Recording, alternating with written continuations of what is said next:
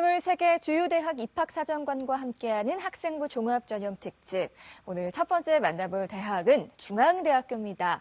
중앙대 학생부 종합전형에 대한 궁금증을 풀어주실 분이죠.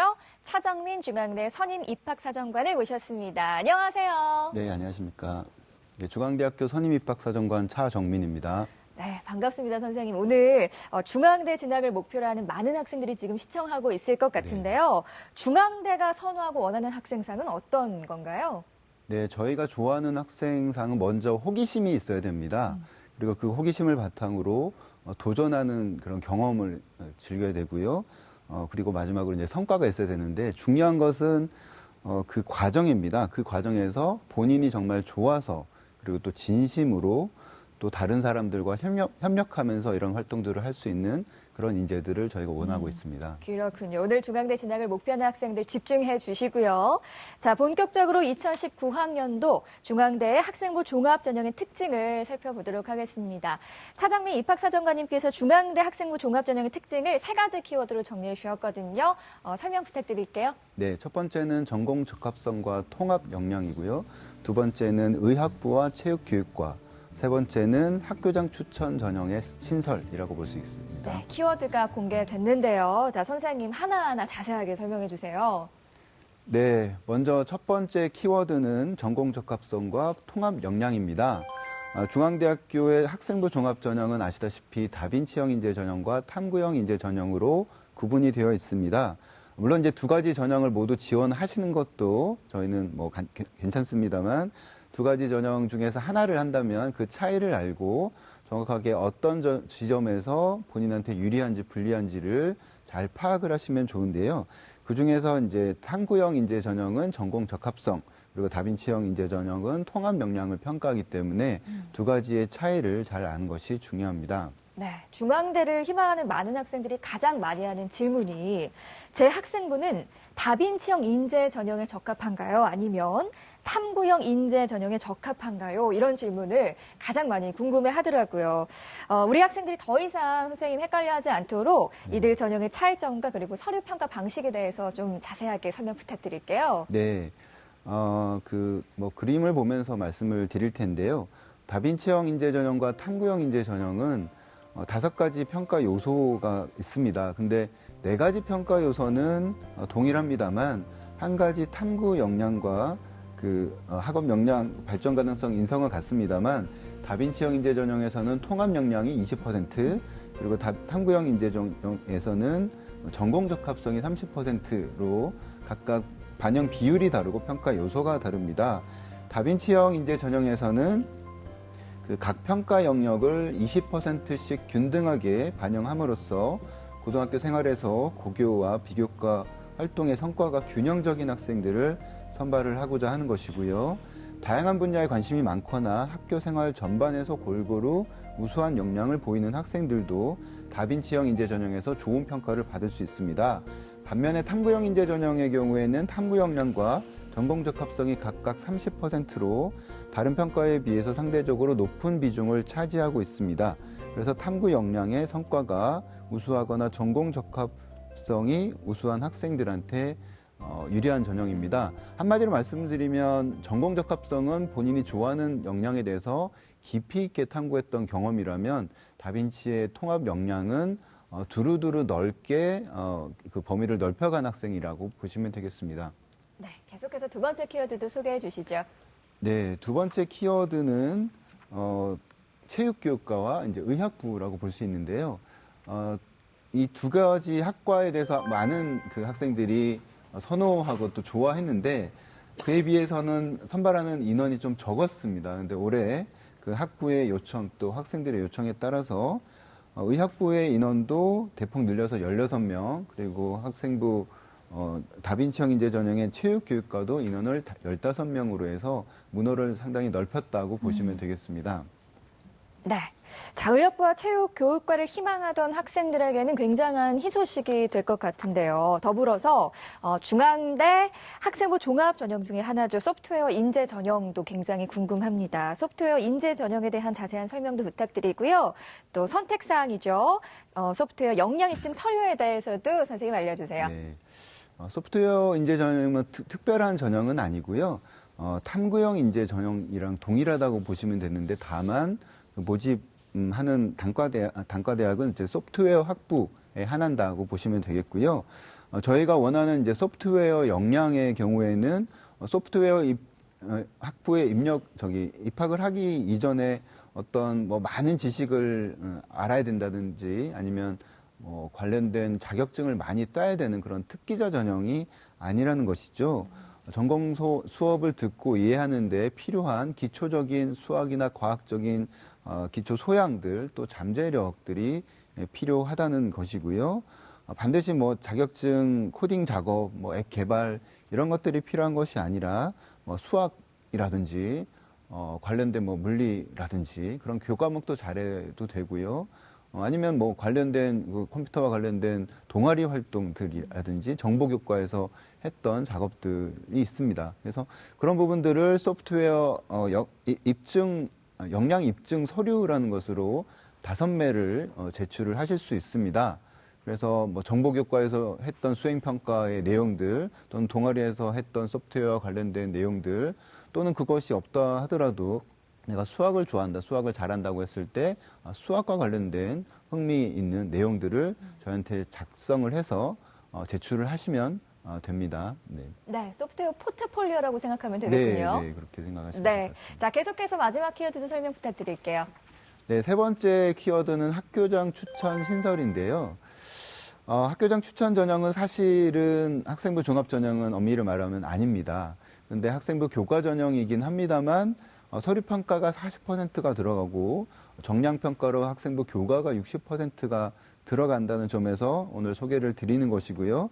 그 학생부의 그 평가는 정량 평가가 아니라 정성 평가 40%이기 때문에 다빈치형 인재 전형과 동일한 형태로 우수한 학생들을 선발을 한다고 보시면 되겠습니다.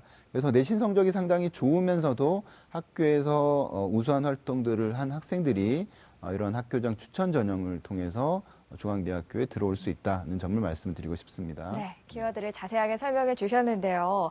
자, 모든 전형의 제출 서류에는 여러분들 다 아시다시피 자기소개서가 있습니다. 자기소개서 굉장히 중요하죠? 선생님, 우리 학생들을 위해서 자기소개서 작성 팁이 있다면 어떤 게 있는지 알려주세요. 자기소개서의 독자는 평가자입니다. 입학사 정관들이죠. 그래서 평가자들이 자기소개서를 통해서 알고자 하는 것은 지원자가 얼마나 많은 활동을 하고 성과를 내었는지 거기에 초점이 있지는 않습니다.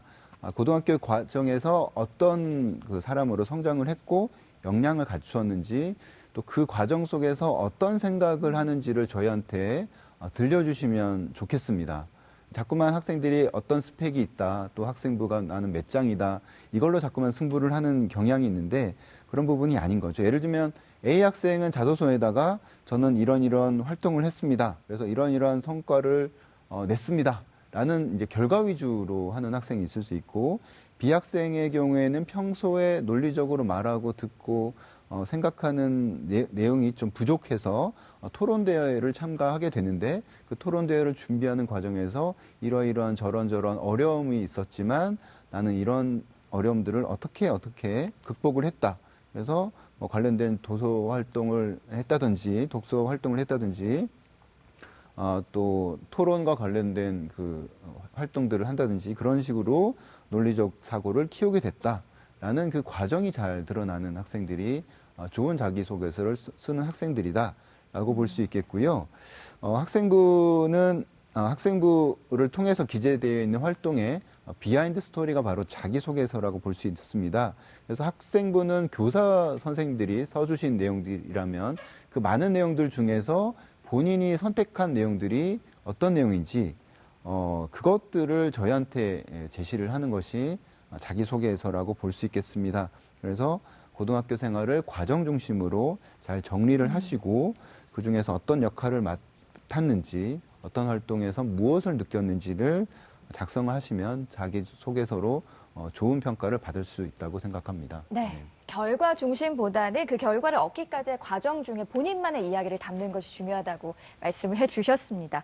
자, 김태용 선생님, 중앙대 학생부 종합전형과 관련해서 우리 학생들을 대신해서 또 질문도 부탁드릴게요. 네네. 그 다빈치형 인재 전형과 그다음에 탐구형 인재 전형 모집 단위를 보면 전체 모집 인원도 비슷하고 거의 비슷한데 일부 모집 단위의 경우에는 그 두 전형 중 하나의 전형으로만 모집을 하는 경우가 있는데요. 그 특별한 이유가 있는지요? 저희가 대부분의 학과들은 두 개를 다 모집을 합니다만 사범대학과 이제 산업보안학과의 경우에는 전체 모집 인원이 좀 적습니다. 그래서 하나에 몰지 않고 이제 따로따로 모집을 하게 되면 또 전체적으로 뽑는 인원들이 너무 적게 될까봐 그렇게 하는 측면도 있고요. 또 안성 캠퍼스에 또 많은 그 학과들의 경우에는 학과 특성상 좀 다빈치형 인재 전형이 좀 더 맞겠다라고 저희가 판단을 해서 그렇게 모집을 하고 있습니다.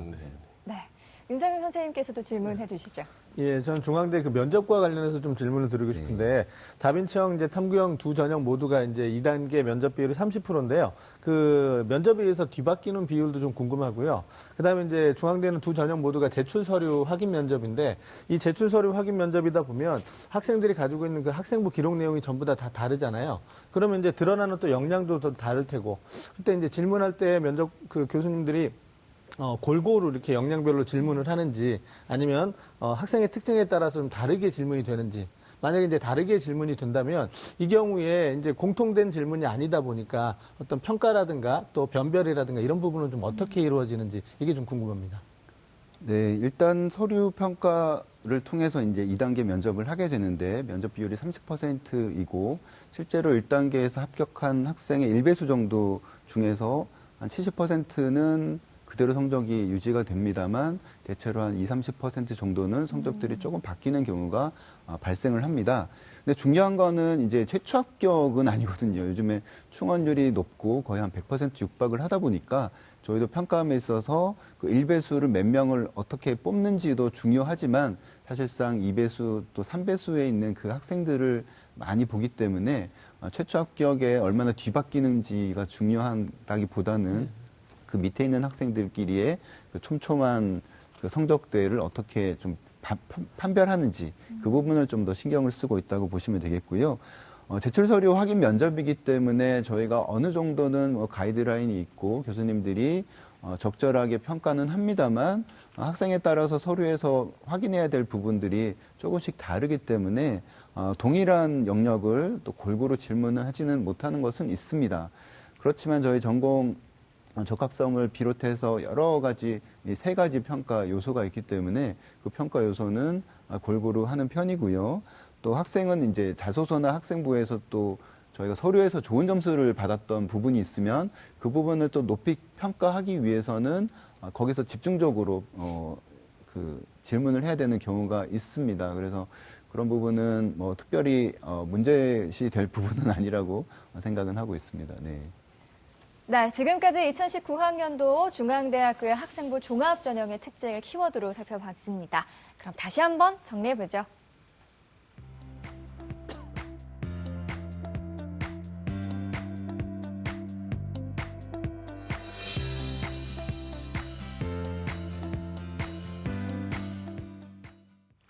자, 그럼 중강대 진학을 목표하는 학생 만나보겠습니다. 정확한 상담을 위해 사전 접수를 받았고요. 제작진과 충분히 논의한 사항을 바탕으로 최고의 전문가께서 분석해 주신 내용을 오늘 생방송을 통해 전해드립니다. 저희가 해드리는 수시 상담은 실제 입시에서 변수가 작용하기 때문에 절대적인 기준으로 삼지 마시고요. 수시 지원의 참고 자료로 활용하시기 바랍니다. 자, 그럼 중앙대 지망생을 화면으로 만나보시죠. 오늘 만나볼 학생은 중앙대 아시아문화학부 중국어 문학전공 다빈치형 인재 전형을 희망하는 고3 학생입니다. 장래 희망은 기자고요.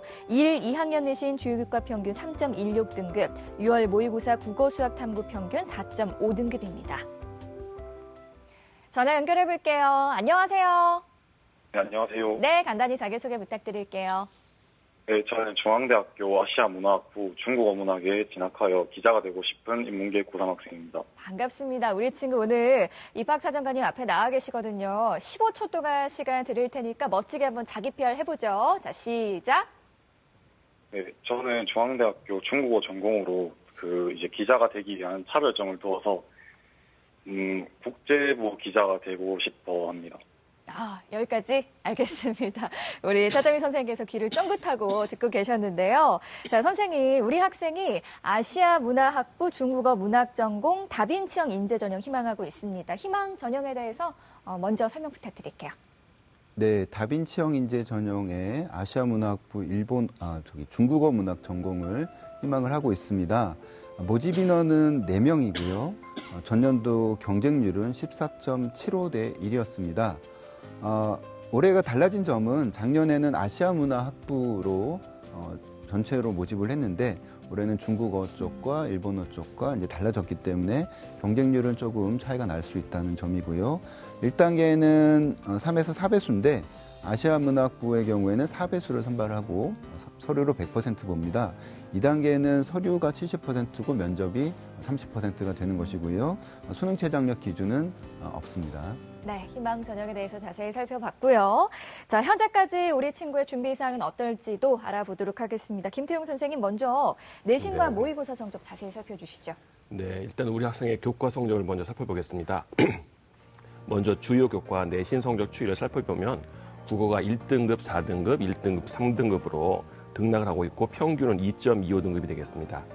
수학은 4등급에서 3등급으로 상승해서 평균은 3.5등급이 되겠고 영어는 3등급에서 4등급으로 하락한 후에 이 성적을 계속 유지하고 있고 평균은 3.75등급입니다. 계속해서 우리 학생의 6월 모의고사 점수를 한번 보겠습니다. 국어 5등급, 수학 나영 4등급, 영어 4등급, 한국사 3등급, 생활과 윤리 4등급, 윤리와 사상 5등급으로 국어, 수학, 탐구의 평균은 4.5등급이 되겠습니다. 네, 선생님, 교과 네, 모의고사 어떻게 보셨어요? 네, 일단 우선 내신부터 한번 말씀드리겠습니다.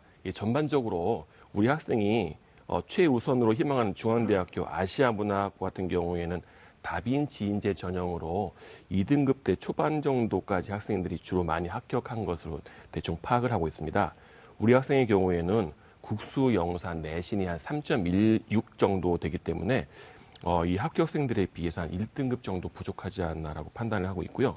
3학년 1학기 내신 성적도 이전 내신 성적과 동일하다고 한다면 중앙대학교 대신 학생부 종합전형으로 인서울에 있는 국민대나 광운대, 명지대의 일본어 관련 학과를 지원해보는 것도 어떨까라고 생각하고 있습니다. 네, 모의고사도 말씀해 주시죠.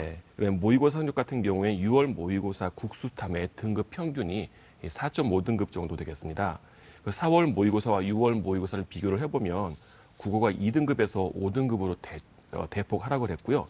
나머지 영역의 경우에는 같은 등급을 유지하고 있는데 그 표준 점수나 100분위의 성적은 수학, 사탐 영역 모두에서 조금씩 하락하는 모습을 보였습니다. 6월 모의고사 성적을 기준으로 우리 학생이 거주하는 지역의 정시 지원 가능 대학을 한번 살펴보면 계명대 일본학과라든지 대구 가톨릭대 일본 1월 일문학과, 동국대 경주의 1월 일문학과, 안동대 유럽문화관광학과 정도가 될 것으로 생각을 하고 있습니다. 네, 선생님, 우리 친구에게 또 궁금한 점 있으시면 질문 부탁드릴게요. 네, 우선 우리 학생의 국어 내신 성적이 1등급, 4등급, 1등급, 3등급으로 널뛰기를 하고 있고 6월 모의고사에서도 2등급에서 5등급으로 많이 하락을 했는데요.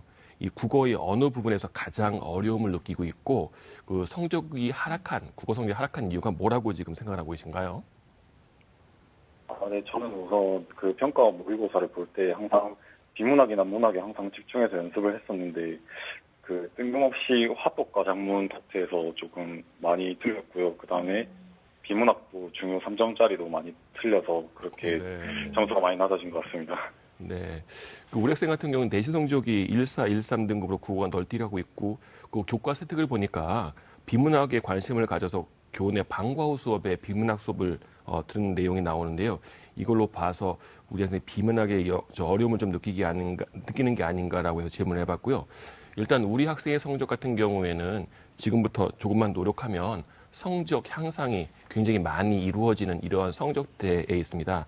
따라서 물리적으로 이 국어에 대해서 시간 투자 또 부족한 영역인 우리 학생이 비문학이라고 말씀하셨는데 이쪽 분야에 대해서 조금만 노력한다면 충분히 3등급 또는 2등급까지 나올 수 있다라고 판단을 해서 한번 질문해봤습니다. 네. 자, 계속해서 우리 학생의 비교과 활동 살펴볼 텐데요. 윤상현 선생님께서 우리 학생의 준비 상태를 날씨로 평가해 주셨어요. 중앙대 아시아문화학부 중국어 문학 전공에 대한 비교과 기상대 평가 결과 살펴보겠습니다. 자, 우리 학생의 중앙대 아시아문화학부 중국어 문학 전공 비교과 기상대입니다. 봉사활동은 맑음, 수상 경력, 자율활동, 동아리 활동은 흐림이고요. 진로활동과 독서활동은 비입니다. 네, 윤상현 선생님 비교과 어떻게 보셨어요? 네, 자세한 비교과 분석을 화면을 통해서 좀 설명을 드리도록 하겠습니다. 자, 이제 먼저 그 수상 기록부터 말씀을 드릴 텐데요. 이제 우리 학생의 그 수상 기록을 살펴보면 그 인성 관련 수상 기록이 한 4회 정도 있었고요. 그다음에 성실성 관련 수상 기록이 2회, 그다음에 진로 진학 활동과 관련된 부분이 2회. 그래서 뭐 총 한 8회 정도의 수상 기록이 있는데 뭐 적다고 볼 수는 없겠지만 사실은 또 우리 학생이 희망하는 대학에 비춰 보면은 양적으로도 좀 부족한 편이거든요. 그런데 이제 그 양적으로 부족하다라는 것보다도 우리 학생한테 조금 더 수상 기록에 있어서 좀 좋지 않은 평가를 내렸던 이유는 일단 이제 수상 기록을 통해서 학업 역량이라든가 전공 적합성 같은 이런 부분들 또 대학에서 조금 더 의미 있게 보는 그런 영역과 관련된 수상 기록이 좀 없었다라는 부분이 좀 아쉬웠거든요. 그래서 이제 수상 기록은 조금 더 보완이 필요할 것 같고요. 두 번째 이제 자율활동인데 자율활동은 이제 우리 학생이 학생회 부회장을 2년간 또 활동을 했었고 또 이제 관련된 그 리더십 기록들이 있기 때문에 사실은 좀 좋게 평가를 받을 수도 있을 것 같지만 이 내용이 이제 그 학생부에 좀 구체적으로 표현이 좀 덜 됐다라는 부분이죠. 그러니까 뭐 학생회 부회장을 했다든가 어떤 활동을 했다 이런 부분들은 있지만 그 안에서의 어떤 그 본인의 역할이라든가 이걸 통해서 이제 그 학생이 좀 성장한 부분 이런 부분들이 조금 더 부족했기 때문에 이 부분은 이제 이후에 우리 학생이 만약에 의미 있는 활동이었다라고 생각이 되면 자소서에서 충분히 그런 부분에 대해서 조금 더 자세한 설명이 있을 거라고 생각이 됩니다. 그렇다면 아마 조금 더 좋은 평가가 있을 수 있을 것 같고요. 그다음에 이제 우리 학생의 기록 중에서 이제 또래 상담 교육을 12시간 받았다. 그리고 이제 그런 걸 토대로 해서 친구들한테 이제 어떤 뭐 고민 상담이라든가 이런 부분을 해줬다라는 부분이 있기 때문에 이런 부분은 조금 더 긍정적으로 좀 볼 수 있을 것 같습니다. 자, 이제 세 번째 동아리 활동인데 우리 학생이 지금 뭐 동아리 활동을 보면 밴드부 활동을 했고요. 그다음에 배드민턴 동아리 또 스포츠 클럽 이렇게 해서 굉장히 좀 다양한 그 동아리 활동을 했습니다. 하지만 그 다양한 동아리 활동을 했는데 사실은 이 그 동아리 활동은 이제 여러 가지 영역 중에서 가장 조금 관련성이 높은 영역을 꼽으라 그러면 전공 적합성 이런 부분인데 우리 학생이 이제 희망하고 있는 일단 기자를 지금 희망하고 있는데요. 뭐 기자라든가 아나운서라든가 아니면 1학년 때의 어떤 그 희망 진로였던 상담사 뭐 이런 부분들과의 좀 관련성이 좀 떨어졌습니다. 그래서 제가 조금 더 부족한 그런 평가를 좀 내렸고요. 다만 이제 여러 가지 동아리에서 이제 성실하게 활동했다라는 부분은 전반적으로 우리 학생이 학교 생활을 좀 성실하게 했다라는 부분에 있어서는 좋은 평가를 받을 수도 있을 것 같습니다. 자, 이제 네 번째 봉사는 이제 6개 영역 중에서 이제 가장 좋은 평가를 받을 수 있는 부분이라고 생각이 되는데요.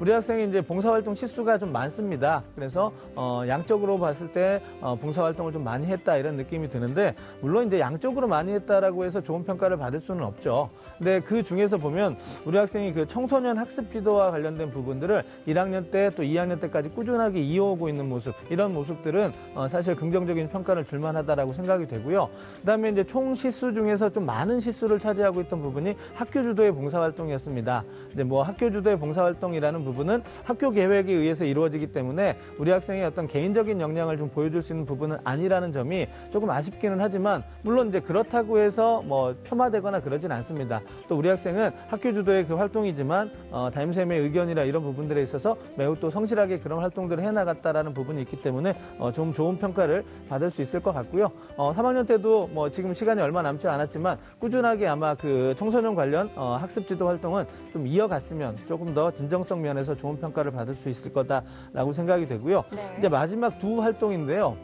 진로 활동하고 독서 활동이 조금 더 아쉬운 부분이었습니다. 일단은 첫 번째 진로 활동부터 말씀을 드리자면 우리 학생이 그 진로 목표에 대한 좀 불확실성이 조금 아쉬웠습니다. 일단 1학년 때 뭐 상담사가 되겠다 그랬고 또 아나운서가 되겠다라는 얘기도 있었고 지금 최종 목표는 또 기자로 하고 있습니다. 그래서 이런 부분들 뭐 진로 목표는 고등학교 과정에서 충분히 바뀔 수 있습니다. 하지만 이제 그 바뀌게 되었을 때는 왜 바뀌었느냐 이런 부분들이 좀 필요할 것 같고요. 그런데 바뀌기 전이나 바뀌고 난 이후나 이런 진로와 관련된 활동들이 좀 구체성이 좀 없었다라는 부분이죠. 이제 마지막 그 2학년 종합의견에선가 학교 신문 기자 활동을 했다라는 부분이 좀 있지만 이것도 좀 활동이 좀 정체성이 모호한 것이요. 학교 신문이라면 또 보통은 이제 신문반 활동을 통해서 이루어지기 때문에 동아리 활동 쪽에서 기록이 나와야 될 것 같은데 그런 쪽의 활동은 전혀 없었고 종합의견에서 이제 언급이 있었는데 만약 이게 좀 의미 있는 활동이라면 이후에 자소서에서 조금 더 보완이 좀 있어야 될 것 같다라고 생각이 됩니다. 네. 네, 그다음에 이제 마지막 독서 기록인데요. 사실 우리 학생이 이제 독서 기록은 총 그 양쪽으로도 6권에 불과했습니다. 그런데 독서 기록도 마찬가지로 한 2가지 정도를 대학에서 좀 의미 있게 보는데 우리 학생이 어떤 그 분야에 대해서 어떤 지적 호기심을 가지고 있느냐 또 뭐 교양에 대한 역량은 어떻게 되느냐 이런 부분들을 또 평가하기도 하고요. 또 가장 또 기본적으로는 우리 학생이 가지고 있는 전공에 대한 관심도를 볼 때도 독서 기록을 판단하게 되는데 우리 학생이 그 기록되어 있는 6권의 기록들이 그냥 단순한 문학 작품 위주로 돼 있어서 우리 학생이 희망하고 있는 뭐 아나운서든 아니면 기자든 상담사든 이런 부분에 대해서 전공과 관련된 부분이 조금 없었습니다. 그래서 이런 부분이 조금 아쉽다라고 판단을 했습니다. 네, 차정민 선생님께서도 우리 학생 자료를 살펴보셨을 텐데요. 강점부터 좀 짚어주시죠. 네, 강점은 학생의 부회장이나 이제 지역 청소년 운영위원회 활동 등의 이제 리더 활동 경험과 그리고 청소년 수련관과 같은 곳에서 학습 지도 활동을 한 것처럼 지역사회 또 교내에서 지속적으로 봉사하고 협력한 역할을 수행한 점, 그리고 교내 모의 유엔 동아리에서 2년 동안 주요 역할을 맡아서 각종 사회 이슈에 대해서 활동한 모습은 좀 돋보였습니다. 네, 또 반면 아쉬운 점도 있겠죠. 보완할 점도 함께 설명 부탁드릴게요. 네, 아무래도 학업 부분이 가장 아쉬웠어요. 네. 1학년 때 성적, 2학년 성적으로는 이제 전년도 다빈치형 인재에서 합격한 학생들에 비해서도 그렇고 전반적으로는 조금 낮은 성적대였다는 점이 제일 아쉽습니다.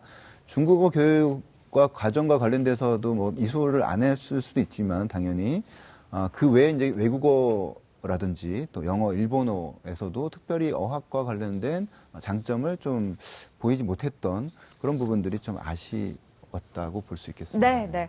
우리 학생을 위한 또 조언의 말씀도 그럼 한마디 부탁드릴게요. 학생부 종합전형에서는 이제 그 교과 성적이 그렇게 중요한 것은 아니다라고 생각할 수 있지만 워낙에 요즘에 지원자들의 내신 성적대가 높은 학생들이 비교과 활동이나 자기주도 학습 활동들이 워낙 많습니다. 그래서 전반적으로는 전체 지원자 중에서 본인의 위치가 어느 정도 될 것인지에 대한 전략들을 다시 한번 세울 필요가 있지 않을까 생각을 하고 있습니다. 네. 자, 우리 친구 오늘 상담 내용 이메일로도 보내드리니까요. 상담 내용을 바탕으로 좋은 결과 있길 바랍니다. 오늘 전화 주셔서 고맙습니다. 네, 감사합니다. 고맙습니다. 네, 고맙습니다. 여러분들 지금 TBS 기적의 TV 상담받고 대학가자를 함께하고 계시고요. 자, 차정민 선생님 오늘 또 벌써 마무리할 시간이 다 됐습니다. 네. 끝으로 우리 중앙대 진학을 희망하는 우리 학생들에게 응원의 한마디 부탁드릴게요.